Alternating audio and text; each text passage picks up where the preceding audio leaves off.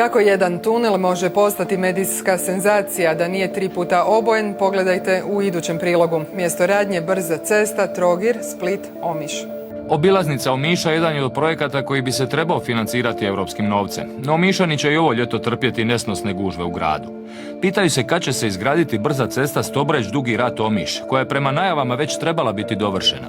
Projektna dokumentacija je u finalnoj fazi i ljudi u Hrvatskim cestama ozbiljno rade na osiguranju izvora financiranja.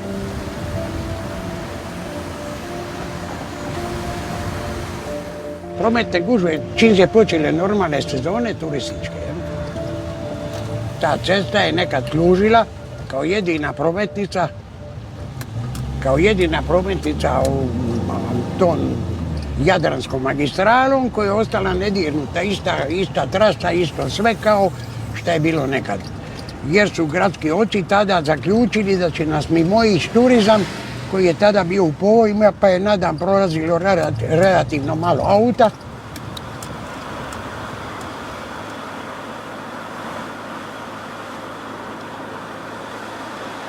Oni su se pobojali jer kako je prolazilo toliko malo ljudi, misli na automobila na dan, kaže bogati ako ona obiđe Omiš, neće niko ući u Omiš. Sad se dogodilo to što se dogodilo, nagli bum razvoja turizma, a infrastruktura ga ne slijedi. Omiš je jedini grad kroz čiji centar prolazi Jadranska magistrala. Obilaznicu čekaju predugo. Kaos, ne? Katastrofe. Od sad do 3 od Omiša do Splita. Ne znam kako ćete ovo riješiti. Možda morate nadograditi ceste ili nešto tako.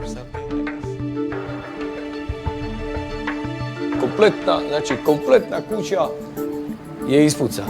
I sam taj osjećaj navečer, kad bi oni su to minirali u 11 ponoći, 11:30, ja sam čak s mobitelom dežura u nekakvom, za snimit, mi smo tu doživjeli 2, 3, 4 potresa. Pa nikad nisi čuo da ovo ovako zveči kad, i to tutnji minutu,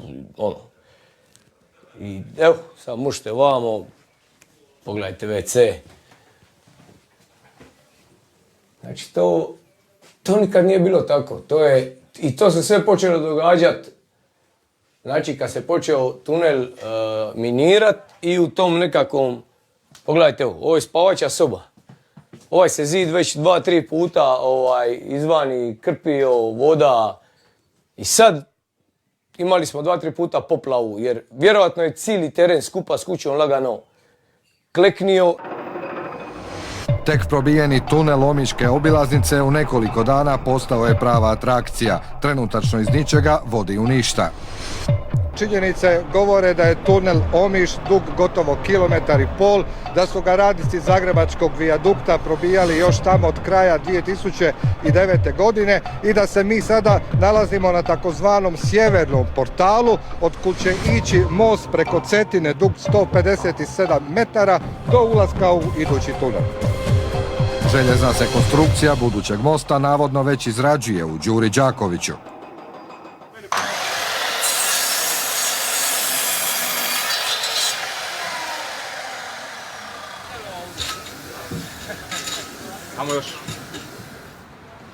Promet je definitivno jedan od najvećih problema Omiša jer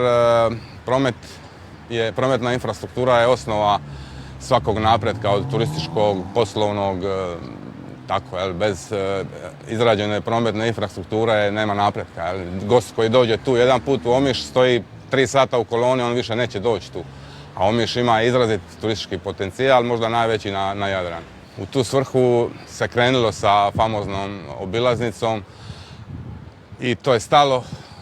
Izrađena su 2 tunela, jedan dio obilaznice i jednostavno radovi su konzervirani na nekih desetak godina i ta 2 tunela sad zjape prazna. Tunel je probijen i jasno da je sljedeći potez Hrvatskih cesta most i tunel s druge strane. Prema tome mislim da mi u Omišu nemamo razloga za zabrinutost što se tiče za obilaznice Omiša. Teško odgovoriti na vaše pitanje.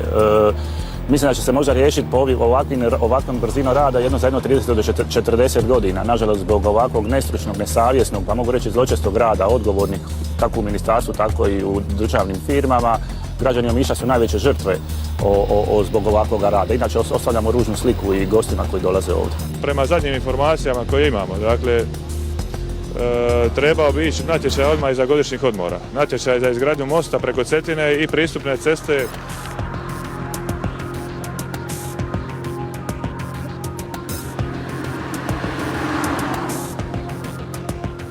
Svrha i namjera ovoga tunela je obilaznica Omiša koja je aktualna 50 godina. Ona je aktualna još od izgradnje Jadranske magistrale 62. godine.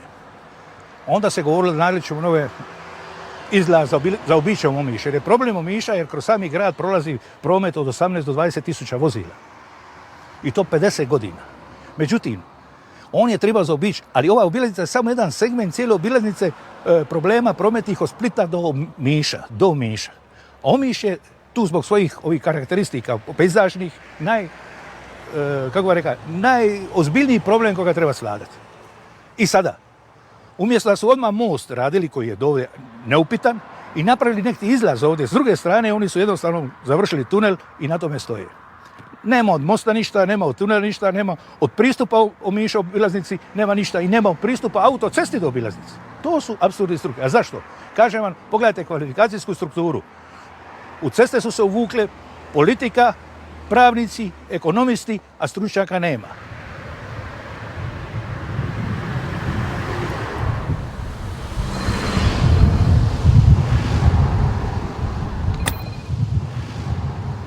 On se nastavlja ovdje u planinu, buši se tunel koji opet ide jedan dio tamo, pa onda izlazi negdje vani na površinu, pa onda opet ide prema selu Duče, pa opet jedan tunel, da bi se napravilo u Dugom Ratu neko veliko okretište ili samo za taj dio bi trebalo 3 milijarde. I onda mi vi na temelju procjena kažete kad bi to moglo biti. Malo nikada, možda ni tada. To su, mislim da su to isto nekakvi apsurdi naše uprave i svega, žena koja je zaposlena u agenciji koja izrađiva urbanistički plan, ok, vjerojatno ona ima stare planove, ima stare mape, ima, ali daj zvone, ima doće neka šinjorina, odvedi je, budi vozač, jebi ga, ja je doveden, ona tu nikad nije bila u životu. I ona crta nama urbanistički plan, Ovaj tunel ne može biti uporabno dozvolen, nije proštiva pravilnik o sigurnosti prometa u tunelima, koji je u nas donesen, donosi ga je Sabor, temeljem direktiva Europske unije koju smo mi ulazili. To je bilo poznato i 2004. godine. Međutim, oni koji su trebali ovo napraviti i primijeniti te direktive Europske unije, nisu primijenili. Jednostavno se oglušaju od te stvari i sad imamo problem.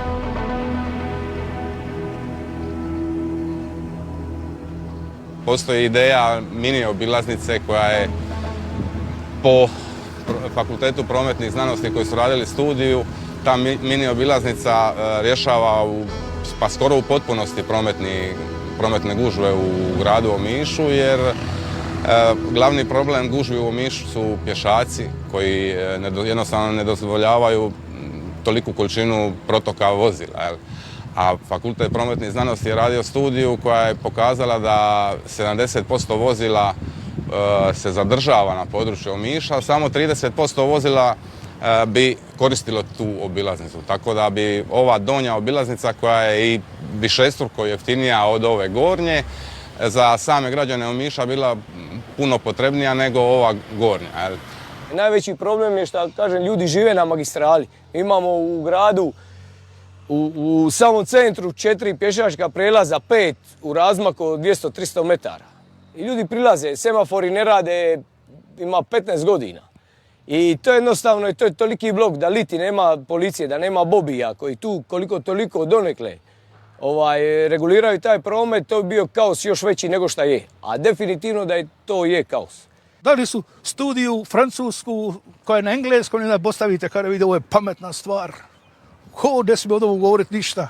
Razumijete, to su napravili Francuzi. Ma kakvi Francuzi? Ma ja sam radio s Amerikancima, sa Bechtelom, sa Turcima. Oni su samo komercijalisti, a sve su to radili naši inženjeri, a oni su dizali lovu.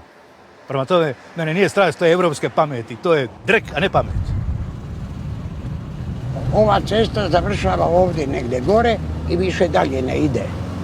A ona bi trebala biti dio za obilaznicu Omiša.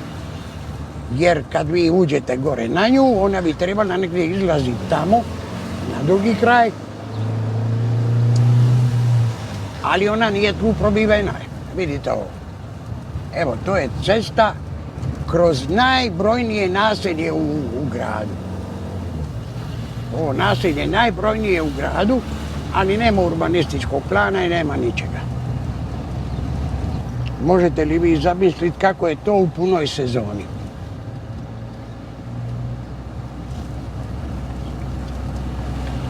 Ovo je auto na auto. Znači, ne da Bog liti da, ne znam, gori nekome kuća. Znaš kad bi je spasili? Nikad. Onda smo tražili nekako alternativno rješenje, ne bi li mogli jedan dio ceste spojiti možda na ovaj tunel koji ne vodi nigdje, ne služi ničemu i neće služiti bar 10 godina. Pa bar ti 10 godina da imamo neki spoj, pa kad se nešto dogodi pa naće se nekako drugo rješenje ili dok se ne iznađe nekako drugo rješenje, bar to da koristimo. To smo pokušali upirat, navodno ne može se ovo ono, mislim ne može. Sve se može, kad se može probiti 2 tunela, onda se može ispojiti neka cesta, šta? Ma znate šta, kad se treba raditi sve je lako, samo treba dobra organizacija, kad imaš dobru ekipu, nema tog što se ne može napraviti. Šta je problem ovdje? Šta je zaista, krucijalni objekat je ovdje most. Do mosta treba doći.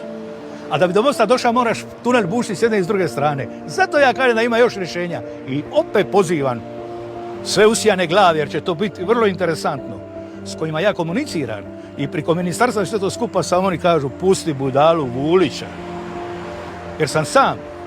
Jer drugi nemaju muda da to reću, jer su svi uškopljeni. Jer i politika drži u šahu. Pošto su radovi zamrznuti, treba taj prostor iskoristiti.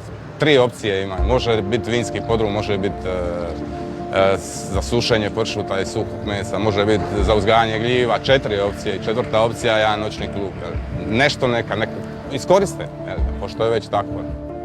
Da će nagrditi prirodu oči, da će nagrditi vizuru grada oči, da će ta vrata Cetine koja su na svim slikama oči. Da li se to moglo izbjeći pitanje, možda se moglo izmaknuti malo tamo, malo vamo, ali to opet struka ne odredi, ali definitivno da će, mislim, mi smo već zaživjeli s ovim tunelom, jer on kad se počeo kopat, to je izgledalo ajme, ono već za 2-3 godine se navikneš. Samo eto, pitanje je samo koliko će godina proći, desetaka godina proći dok se to završi.